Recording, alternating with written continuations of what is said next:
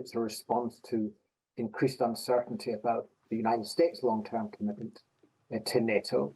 And it's a response to the fact that increasingly we as a country are committed to programs, both nuclear and conventional, and we haven't yet committed the resources to pay for them. So if there weren't to be a significant increase in defence spending, you would have to cut back things which we thought we were already committed to.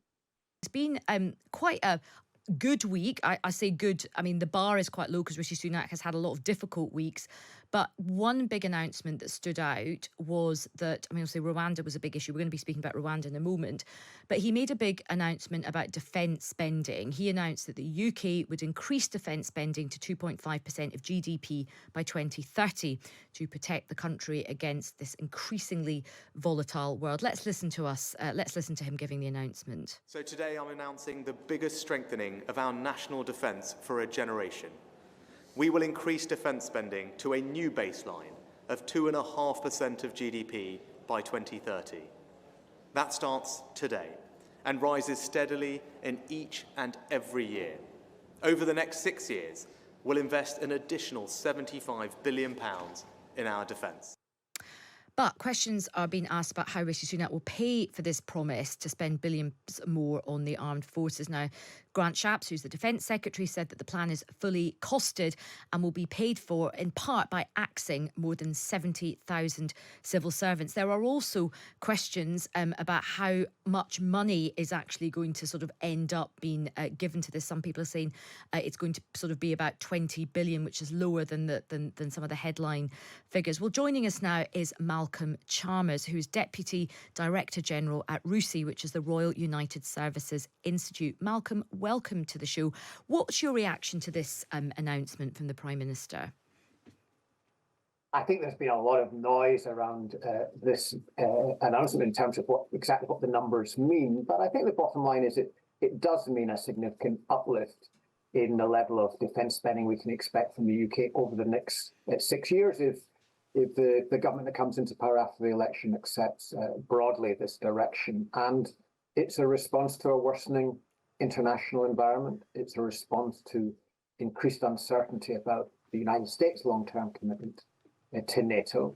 And it's a response to the fact that increasingly we as a country are committed to programs, both nuclear and conventional, and we haven't yet committed the resources to pay for them. So if there weren't to be a significant increase in defence spending, you would have to cut back things which we thought we were already committed to. And that's the sort of key point, isn't it? There's I think universal acceptance that more investment does need to go into our armed services, particularly because of the geopolitical situation. You know, we've heard world leaders say they feel like we're in a kind of pre-war era. People are saying the kind of era of the peace dividend is very much over, but it is a question of how this is funded, because we're not a country blessed with a huge amount of money right now. Everybody would want defence spending to go up, but it's a question of how you pay for it. How do you think the figures add up? Well, one of the strange things about this announcement is that in the past, defence spending announcements tend to take place in the context of a wider government spending review or a budget or an event of that nature. And this time it was announced at a press conference in Warsaw, and therefore there wasn't a coherent explanation. I think there's still not a coherent explanation as to where this money will come from. The Prime Minister did say that it would not be paid for by increased borrowing. So that implies it will be paid for by cutting spending in other areas or indeed by increasing taxation.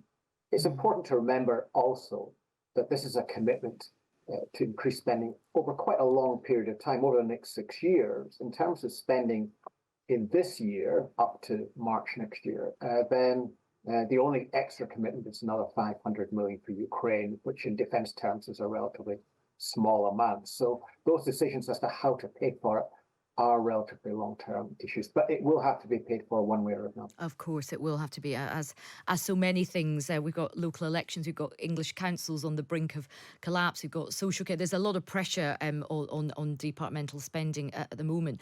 But Malcolm, just wanted to move on to another issue as well. Of the spending defence budget is incredibly important, but another thing that we've heard lots of military leaders speaking out about is recruitment. There's real issues with recruitment at the moment. As you say, the spending, if it does come on stream, you're looking at that money coming down, really far down the track, 2030. What can be done now to look at recruitment issues? Because there's a real problem across the services on recruitment. Well, I think that's absolutely right. When there was a significant boost in defence spending in the early years of the Johnson premiership, all the extra money went into buying new kit, especially on the nuclear side, but also on the conventional side. And the money spent on service pay actually went down, and the number of service personnel went down. Now, I don't anticipate this new announcement to lead to a big increase in the number of service personnel, but I think they will have to put more money into the package, the pay, but also the conditions for service people. Increasingly, the sort of things we're asking our sailors and soldiers and airmen to do requires high levels of skills, and it often requires skills which are transferable to the civilian sector. Okay. And if we don't retain people, we don't pay people enough to retain them, then we will lose them and we won't be able to operate the new kit that we're buying. Malcolm, really good to speak with you. Thanks very much for your analysis. That's Malcolm Chalmers, who is Deputy General Director at RUSI.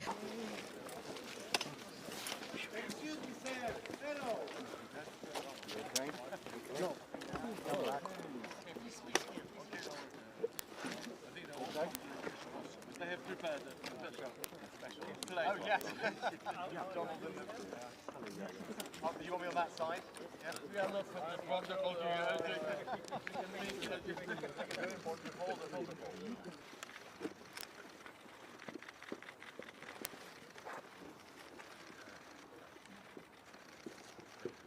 you. Nie, proszę pana, niech pan nie wchodzi w linię. No, it's not okay. Yeah? No.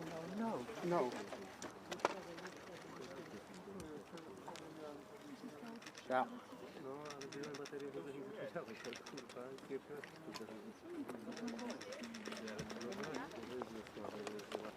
Oh, come on.